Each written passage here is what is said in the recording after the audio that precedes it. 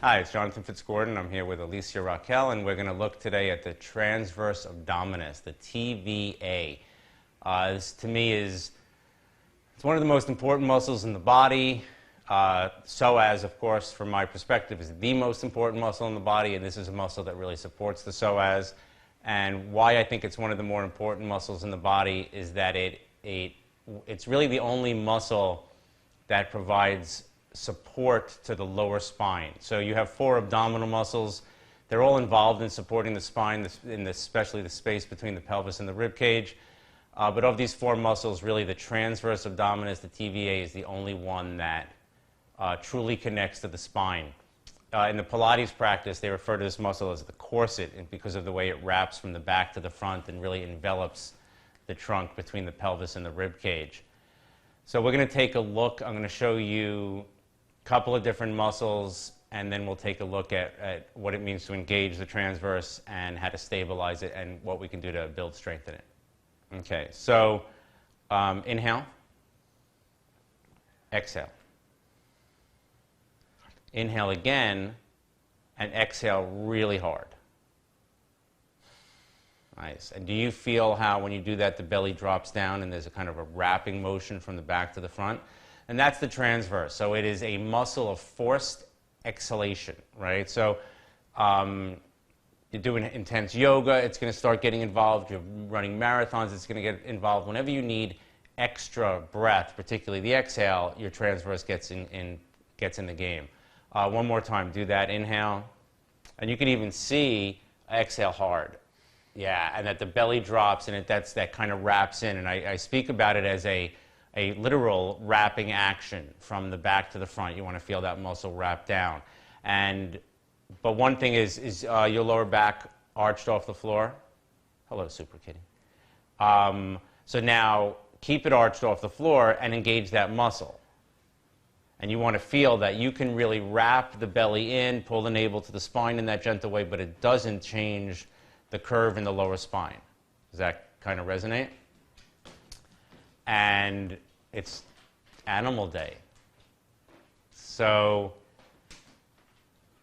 now let's look at another muscle. So that was the transverse. Lift your head and shoulders and look at your knees. And that is a different muscle, right? Lower your head and shoulders. And that muscle runs up and down, right? Straight up. Lift your head and shoulders, look at your knees. And again, we get a sense of that's muscle, and you can relax and watch Super Kitty's head.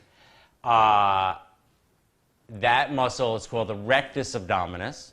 That muscle runs straight up and down, right? So that's a literal feeling. The transverse wraps back to front, and the rectus moves up and down. That's your sit-up muscle. It connects the pelvis to the rib cage, and it draws the pelvis to the rib cage. It's interesting. We'll get into that in another video. The rectus abdominis doesn't have a choice about what it does. It always pulls the pelvis towards the rib cage. And you have to figure out how to work with that. So now, thinking about and looking at the transverse abdominis, take your right foot 3 inches up off the floor. Just 3 inches. Nice. And then you want to feel, that's interesting, roll towards me a little bit.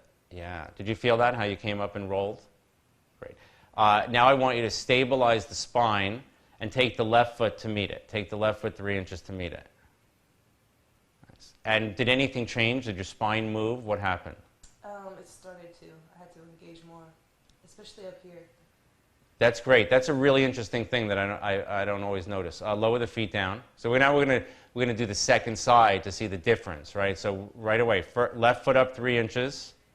So here, the first side, when your foot came up, you rolled to the right to allow that to happen. And here, you just came right up. Did you feel that? Now that you pointed out. That helps, right? Now take the second foot up to meet it. Awesome. That looks great. Does that feel pretty stable? So there wasn't a lot of movement. Now, put the feet down. This is different for everybody. And so I'll do this in my yoga classes because I want to see what kind of tone people have. And that what happens when that second foot comes up is really different for everybody. And you look really solid. And that's what should happen, which is basically nothing. That second foot comes off the floor. There is no change in the spine. And you can then do anything, you know, depending upon how much tone you have there, you can pretty much do anything you want with your legs off the floor. because the muscle engages, solidifies, it allows the lower spine to stay solid, and then you can move the feet around that. You can move the legs around that. So when that doesn't go so well, let's see if you can kind of cheat it. So you know where you're going to go, right? Take the right foot up 3 inches, and then take the left foot 3 inches to meet it. And even more, you're going to lift that, don't hurt yourself. And now lift your chin a little bit. No, head down. And that's it, like head down. Yeah, nice, good, lower down. Did that hurt? This is uncomfortable. Yeah, so when somebody does not have a ton of tone in the transverse, right, the first foot comes up, so that's usually pretty easy. The second foot comes up, and because there's not enough tone, the lower back arches more off the floor, and when there's really not enough tone, even the neck gets pulled up, and you can see the strain in the throat. And one of the things I'm teaching in this is that you only want to feel this in that muscle. Now, the truth of the matter is you can't isolate a muscle. It's just not the way muscles work, right? Everything works together. They work in a chain. You can't really isolate muscles, even though I'm going to say we're trying our best to isolate the transverse abdominis here as a learning tool. But everything else is really getting involved. Is the base of your rib cage on the floor? No. Okay, so now put that down. That's rectus abdominis. Does that make sense? To put the rib cage down, that's a shortening of the front body. You're trying to lengthen the back to put the ribs down, and it shortens the rectus. It moves the rectus towards the pelvis naturally for you to put the rib cage down. And ideally, that's where you are without thinking about it. That you lay down on the floor and your rib cage is flat. So now put the rib cage down. Take the right foot up 3 inches. Left foot to meet it. Great. That's looking good. And you moved a little to the left, but not so much. Feet down. Great. So when we're looking at the transverse, it's the most important abdominal muscle to build tone in. Now, the thing about it is you have 4 abdominal muscles. They all need to have equal tone. The problem is the rectus abdominis, the one that goes up and down, tends to dominate the body and have more tone than any of the other muscles. And that's a problem because when we look at the abs in the anatomy section, all of these muscles are connected, whether it's fascially or tendinously.